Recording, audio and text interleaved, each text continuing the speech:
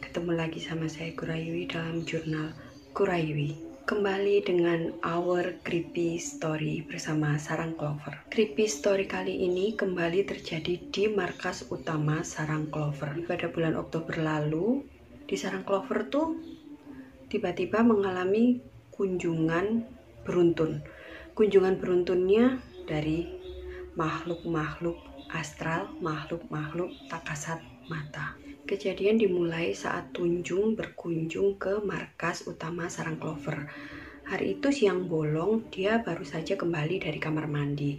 Tiba-tiba waktu sampai di ruang tamu, dia nyeletuk, "Duh, ada penghuni baru." Nah, kalau Tunjung yang nyeletuk ada penghuni baru, berarti penghuni barunya ini adalah sesuatu yang kita, orang-orang normal, nggak bisa lihat.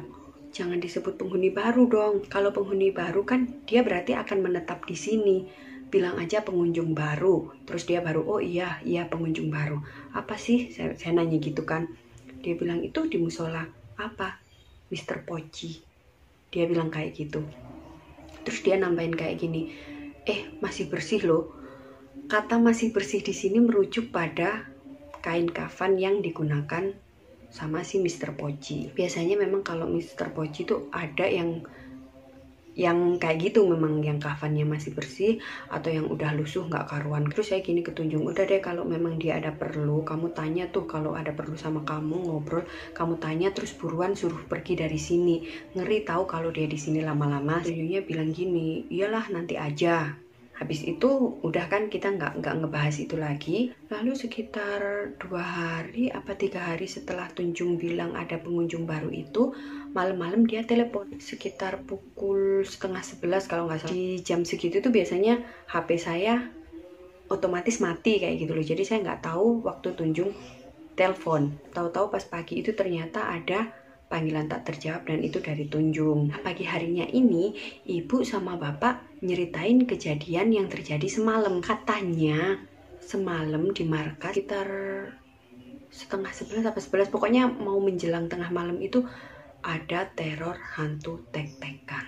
Hantu tek-tekan ini pernah saya bahas juga di buku Awake, bukunya Sarang Clover. Di zaman kita masih kanak-kanak itu sering nongol gitu loh. Biasanya nongolnya itu di sekitaran pohon kelapa, dan kata nenek itu bentuknya adalah tulang kepala sama dua tulang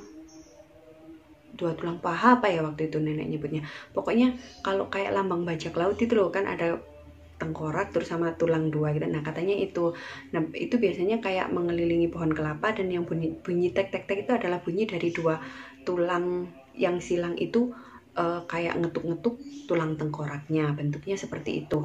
Biasanya memang dulu itu nongolnya di sekitar pohon kelapa dan mau maghrib atau setelah maghrib. Hilangnya itu kalau ada orang yang itu ngusirnya tuh pakai pecut itu loh, apa sih, cambuk kalau orang Jawa nyebutnya pecut. Jadi biasanya kalau untuk ngusir tek-tekan itu harus memainkan pecut itu, dan mungkin disertai doa-doa gitu ya, saya nggak paham. Pokoknya kejadian itu tuh pernah dulu di Sarang Clover denger ada bunyi itu juga di markas lama, dan diusirnya pakai cambuk itu. Nah katanya malam itu juga kayak gitu, tapi itu kejadian pada pukul 10:30, pokoknya sekitar 10:30, jam 11-an. Itu sebenarnya saya belum tidur, walaupun HP saya udah mati, saya belum tidur karena saya pakai headset ya, dan alhamdulillah saya nggak kedenger. Nggak kebayang kalau saya ikutan kedengeran pasti semalaman nggak bisa tidur. Alhamdulillah saya nggak kedengeran. Yang kedengeran itu cuma ibu sama bapak. Katanya di belakang rumah itu kayak ada bunyi tek tek tek tek tek tek tek tek kayak gitu. Itu lumayan lama gitu loh. Yang ibu itu udah feeling, waduh ini jangan-jangan hantu ini. Terus habis suara tek tek tek tek itu tiba-tiba ada suara kayak benda berat yang diseret. Itu mungkin kayak pas teror werewolf di atap markas Sarang Clover itu ya, karena tiap malam tuh kedenger kayak orang jalan sambil nyeret benda berat kayak gitu. Nah itu juga kedengeran. Itu pagi harinya tuh ibu sama bapak tuh cerita kayak gitu, tapi si bapak bilang untuk ini aja, untuk menenangkan gitu ya, dibilang itu mungkin suaranya kodok betintang. Kodok betintang ini adalah salah satu jenis katak yang dia itu lompatannya itu tinggi, bahkan bisa sampai beberapa meter gitu ya. Jadi dibilangnya itu mungkin suara kodok betintang ngetok-ngetok kaca jendela belakang gitu untuk menenangkan ibu. Nah, pas agak siangan kan Tunjung ke markas lagi. Nah itu pada cerita. Terus baru deh Tunjung ngomong, nah makanya semalam aku nelpon kamu itu karena aku mau memperingatkan kamu. Hati-hati ya, malam ini mau ada yang nyamperin ke markas, mau ada tamu. Kata Tunjung, iya memang yang nyamperin ke markas semalam itu adalah hantu tek-tekan. Tapi kan memang markas itu mewah, mepet sama sawah.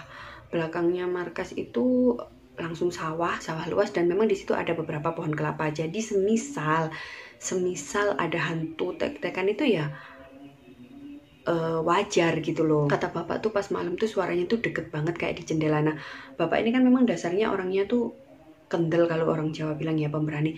Jadi pas kedengaran bunyi itu jendelanya dibuka, bahkan sampai sempet disenter-senterin gitu buat nyari tahu ada apa sih gini. Terus saya tanya, ada apa Pak? Ya alhamdulillah nggak kelihatan apa-apa gitu katanya. Nggak kebayang juga kan pas jendela dibuka tiba-tiba gitu kan, serem. Tapi memang bapak itu dasarnya orangnya kendel, jadi kalau misalnya ada gitu-gitu tuh ya gitu, kadang tuh malah dicari gitu loh, nggak takut. Tapi terus Tunjung nggak menjelaskan si hantu tek-tekan ini maksudnya apa ke markas, itu nggak dijelaskan lebih lanjut. Jadi kita kalau Tunjung nggak mau membahas lebih itu berarti kan memang sesuatu itu nggak boleh dibahas sedetail itu gitu kan. Jadi ya udah, kita nyantai lagi, udah nggak kepikiran lagi. Hari berikutnya 2 hari apa 3 hari setelah teror tek-tekan itu, Tunjung ke markas lagi. Dia bilang si Mr. Poci itu yang kain kafannya masih bersih itu masih ada di situ.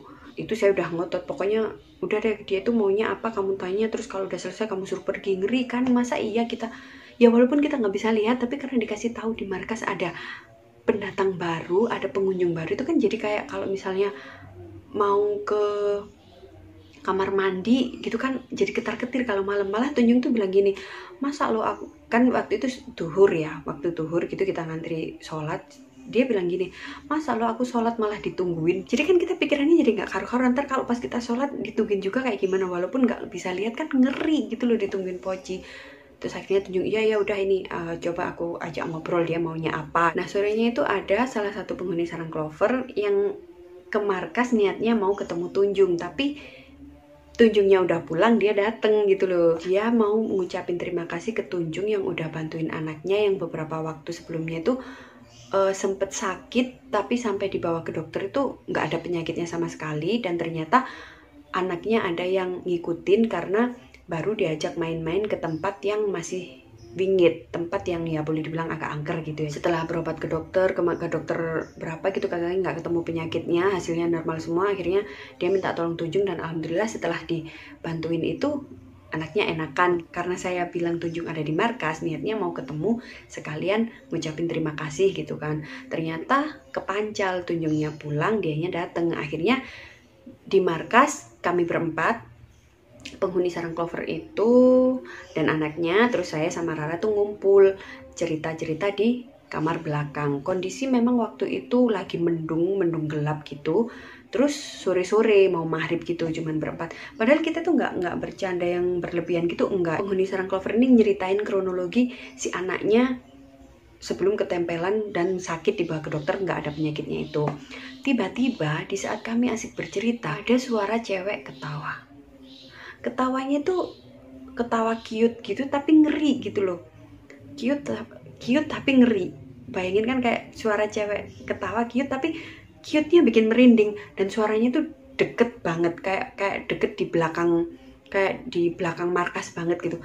Dan itu si baby, anaknya penghuni sarang Clover ini kan masih usia 2 tahunan ya, itu auto membeku gitu. Dia kan enak-enak main gitu, begitu ada suara cewek tersenyum itu dia auto membeku.